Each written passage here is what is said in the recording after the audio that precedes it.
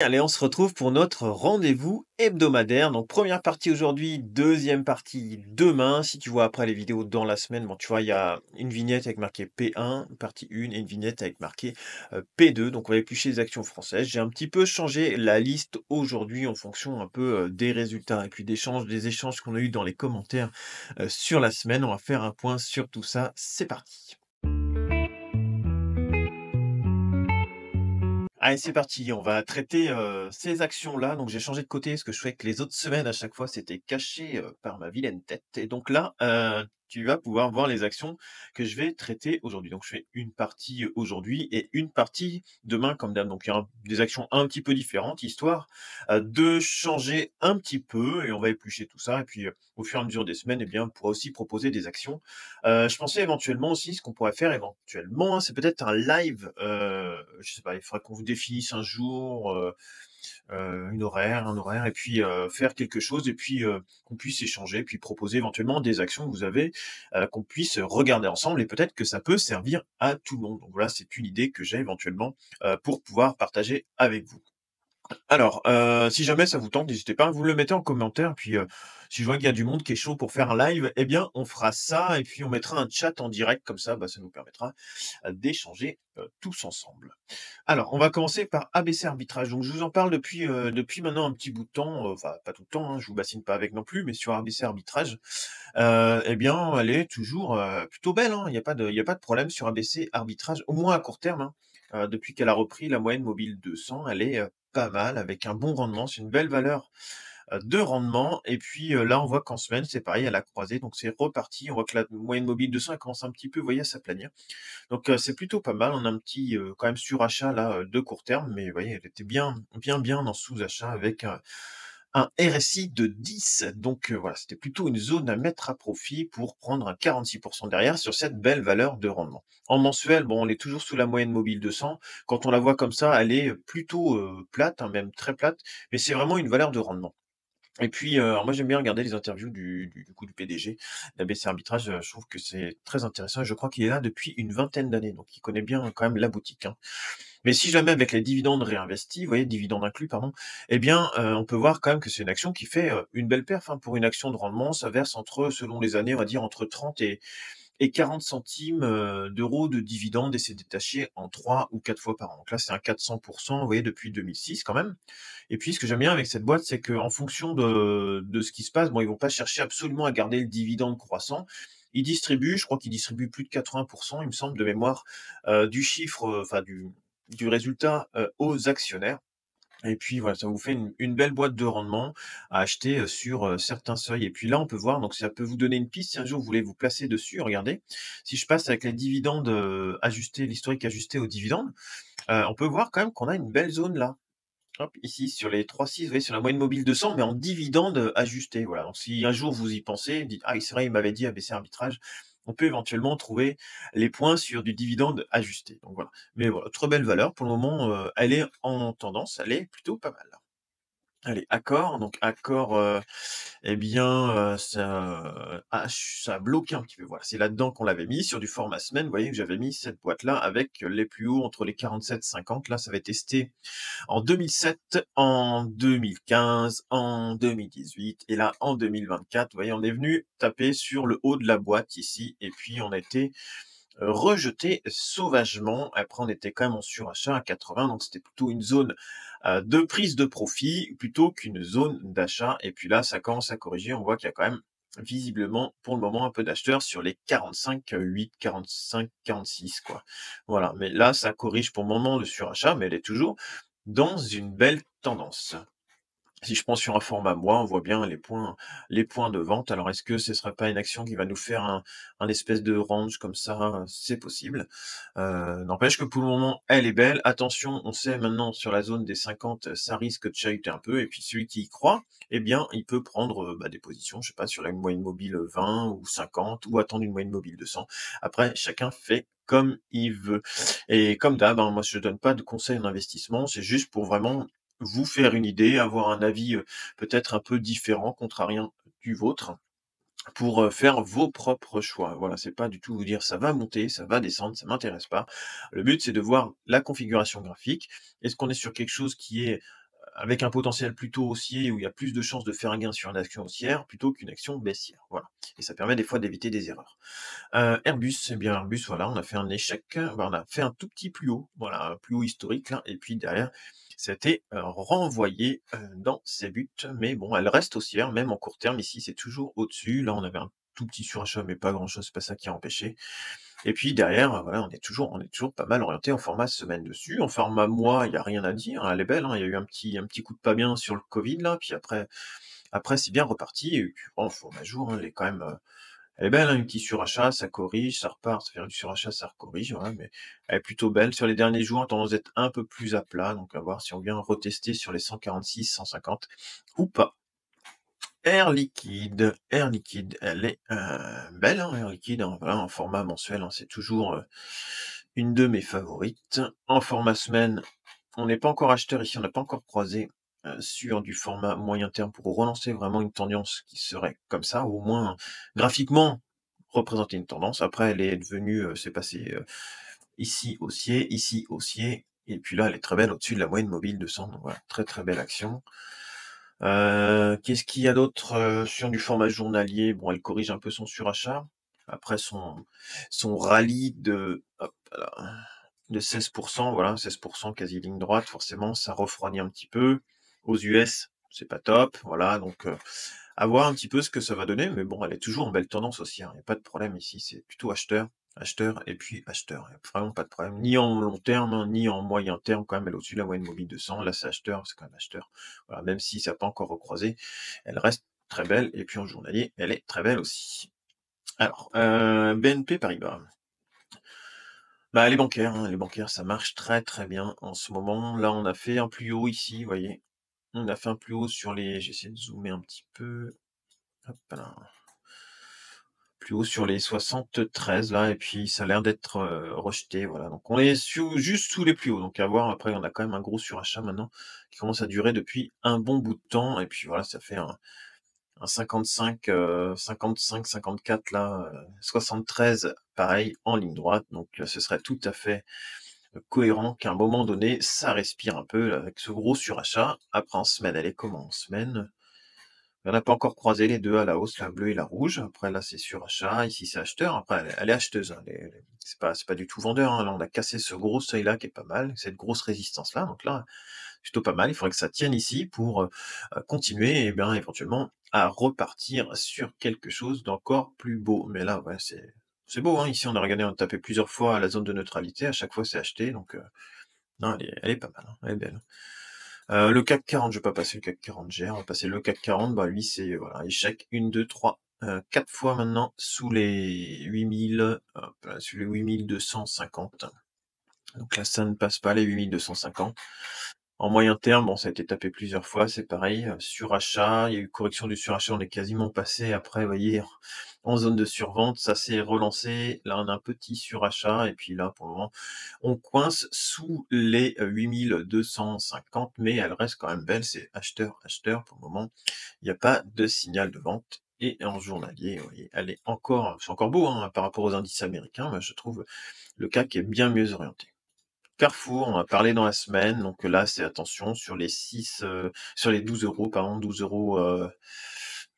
€, 12,20 €, voilà. Faudrait pas les casser si voilà. Je sais que moi j'avais pris une position, j'avais mis un stop à mon prix d'achat, c'était monté et puis ça a tapé mon stop, je suis sorti. Donc dans ces cas-là, je vais pas forcer le talon.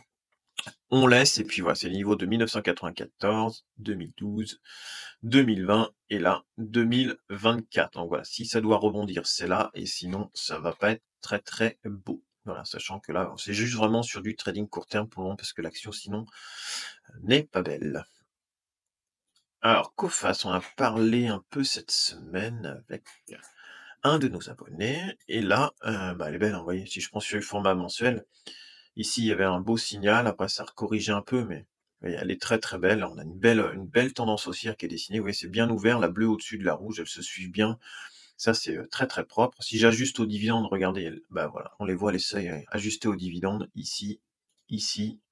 Pas loin à chaque fois de la moyenne mobile 20 périodes, vous voyez? Ou sur la moyenne mobile 20 périodes sur un format mois, à chaque fois Ça a été acheté 2022, 2023, il y a eu une petite chance en 2024 et là, elle est bien repartie, sachant qu'elle vient de casser ses plus hauts. Donc voilà, elle est très, très belle. En dividende, voilà, dividende inclus, elle est très, très belle. Une belle valeur qui verse pas mal de dividendes apparemment. Bah, je connais pas, je me suis jamais posé dessus, j'ai jamais acheté dessus, enfin, j'en ai déjà entendu parler, mais je me suis jamais positionné dessus, pour être honnête avec vous. Après ça, c'est beau, moi j'aime bien ça. Des configurations comme ça, on vient, casser le plus haut, on teste la résistance ici. Donc la résistance est franchie, elle devient support. On teste ici, on se fait un petit peu peur. Et puis derrière, ça repart. Donc voilà, c'est surachat, ça corrige le surachat, ça repart et c'est très très beau. Et là, ça a l'air de vouloir encore redonner un petit coup de gaz. Donc voilà, elle est très très belle Coface. Donc ceux qui veulent éventuellement tenter, c'est des fois pas mal quand on franchit des plus hauts, que les plus hauts se maintiennent, eh bien c'est souvent un signal qui est plutôt pas mal pour ceux qui voudraient tenter l'expérience avec un stop. Un stop, vous le mettez sous l'ancien plus bas, là, par exemple, ici. Si vous rentrez, mettons, je sais pas, vous rentrez la semaine prochaine, vous avez arrivé à rentrer sur les 16,30, voilà, eh bien, ça vous fait un stop à moins, allez, moins 4% avec vos frais, moins 4,5% peut-être. Donc voilà, vous tentez la position, que ça reparte, avec un risque à moins 4% de votre solde. En ce 8, alors je touche avec ma main je sais pas trop ce que j'ai fait. Voilà, on va faire Dassault Systèmes. Donc Dassault Systèmes, elle est bien, mais là, on voit quand même qu'il y a quelque chose qui était pas très beau. Il y a eu un surachat, donc forcément correction du surachat derrière. Mais là, le fait qu'on vienne quand même casser la zone de neutralité, voilà. Elle l'avait fait déjà une fois ici, c'était reparti. Mais bon, elle est belle, hein, elle reste haussière, mais est-ce qu'elle va venir sur les 36, 37 là, et puis repartir? Ce serait pas mal. Quitte à tenter quelque chose. Ah, voyez, en semaine, hop, on n'a pas tenu la moyenne mobile 200. Voilà. C'est un échec sous la moyenne mobile 200. Ici, début de surachat. Donc, pour le moment, ouais, c'est peut-être rester un petit peu à côté. Pour le moment, au moins, le temps que ça se reconfirme, qu'on reprenne au moins cette moyenne mobile 200 périodes en format semaine, ce serait plutôt pas mal.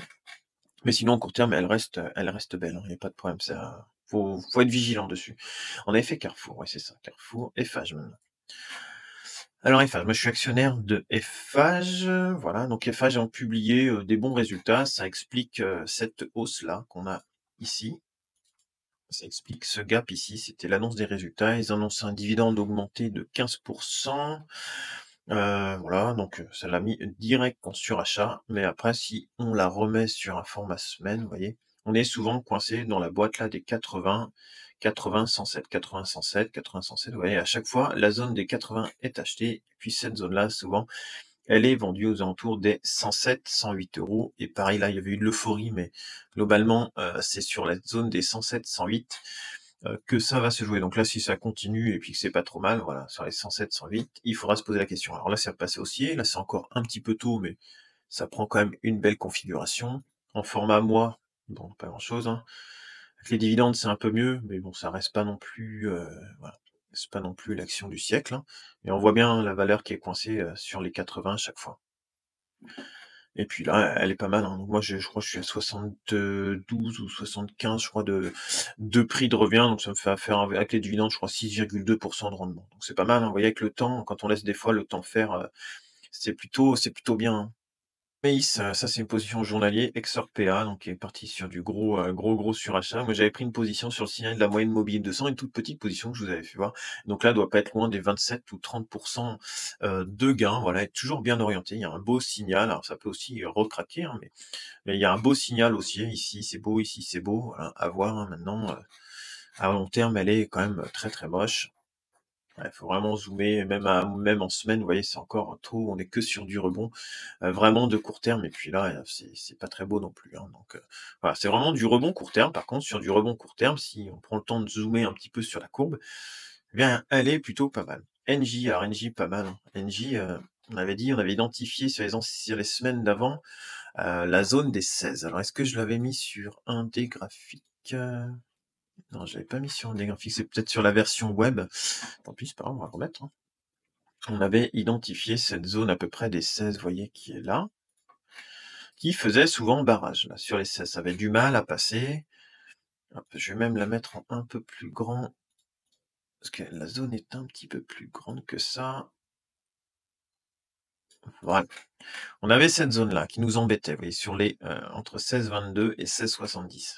Ici, ça avait pas marché, ici, ça avait été rejeté, ici, ça tape en dessous, ça tape en dessous, ça tape en dessous, ça tape en dessous, ici, ça tente de franchir et là, boum, ça explose et ça part direct. Voilà, donc là, quand on vient de faire ça, quand vous cassez comme ça, c'est plutôt un beau signal. Maintenant, il faudra conserver, il faudra gaffe à ce gap-là, il faudrait peut-être ça revienne tester cette zone-là des 16,62, la tester un petit peu pour ensuite repartir. Ça permettrait de corriger le surachat, combler ce gap-là et puis repartir éventuellement sur quelque chose, d'un peu plus, serein et là, on a, vous voyez, cette zone-là qui est là, sur les 16, on la voit ici. Est-ce que si je la mets en format mois, on pourrait la voir aussi un peu mieux? Voilà, on est là, ça avait été tapé là aussi, là, vous voyez, cette zone-là était un peu compliquée et puis là, on va se coincer peut-être sous la moyenne mobile de 100. Donc on verra. On verra, mais là c'est haussier, c'est pas mal et si je rajoute avec les dividendes, vous voyez, dividendes inclus, ça vous fait quand même quelque chose qui marche bien depuis, 2023, hein. 2023, dire dividendes inclus, c'est plus 71, donc ça fait quand même une belle tendance haussière et puis on voit bien qu'en ce moment, comme je dis dans la vidéo, hier là, qui s'appelle, je sais plus, Trump ça va secouer. On voit quand même que ça commence, sur certaines actions, certains points, à patiner un petit peu et puis, ça se réoriente, voilà, sur des bancaires, sur des valeurs comme Engie, Orange, des valeurs réputées un peu plus, solides, un peu moins spéculatives que, l'IA ou des choses comme ça. Ou la tech, notamment, où la tech ça a vraiment, tout, trusté sur les dernières années. Et Silver, bah, toujours belle, hein, mais gros surachat, donc en mensuel, c'est pas un point d'entrée, hein, c'est plutôt un point de vente. En semaine, bon voilà, elle a tapé, ça fait sa grosse mèche là, puis derrière ça commence à recorriger un petit peu, et puis en format journalier, voilà, ça a corrigé, mais on voit quand même que la moyenne mobile 20 périodes, ici, elle est achetée en format, journalier. Donc pour celui qui veut tenter pour du trading de essayer de reprendre là sur la moyenne mobile 20, mais c'est plus en surachat en journalier, mais bon, c'est un petit peu chaud quand même. FDJ, pas grand chose, c'est à plat. En journalier, c'est pas vendeur, hein, mais c'est à plat. En semaine, ça coince sous la moyenne mobile 200, pas grand chose à faire. Et puis en mois, bon, pas beaucoup d'historique, hein, mais on voit bien que ça coince sur les 40 € et qu'il y a des acheteurs sur les 30. Toujours la zone des 30-40, dont je parle depuis un petit bout de temps. Après, on a toujours cette oblique, là, on est très assez intéressant, cette oblique-là. Hop, qui est tracée ici, à chaque fois on vient ici, donc là ce sera sur les 33 peut-être la prochaine fois où il pourrait y avoir quelques acheteurs. Et puis dividende réinvesti, celui qui avait fait, l'introduction en bourse là en 2019. C'est plus 86, hein, donc c'est pas mal, hein, c'est même très bien, hein. Allez, une petite dernière pour aujourd'hui, GTT. Donc GTT, elle avait fait des super résultats, la mèche énorme ici et puis derrière on vient retester cette zone-là. Les 145, 146, alors moi j'avais mis un trait, mais comme d'hab, je vais plutôt vous mettre une sorte de boîte et là, voilà, et là on est revenu dans cette boîte-là. Donc là c'est 0,0, balle au centre, mais elle reste haussière. Ici, en mensuel, bon, il y a rien à dire, elle est très, très belle. Dividende investi ou pas, elle est très, très belle. Là, on voit bien qu'il y a une incertitude, hein. Ça finit au milieu, mais finalement c'était très bas, très haut, mais c'est une incertitude un peu en mensuel. Allez, on se retrouve demain pour la deuxième partie de cette vidéo, pour la suite de la liste des actions. N'hésite pas à t'abonner, me laisser un commentaire, ça me fait toujours plaisir. Et tu trouveras sur le côté 2 autres vidéos en lien avec l'investissement sur cette chaîne. N'hésite pas à jeter un coup d'œil pour apprendre des choses. Tu peux même trouver des tutoriels pour apprendre à configurer tes graphiques comme les miens. Et je te souhaite une excellente journée. Salut!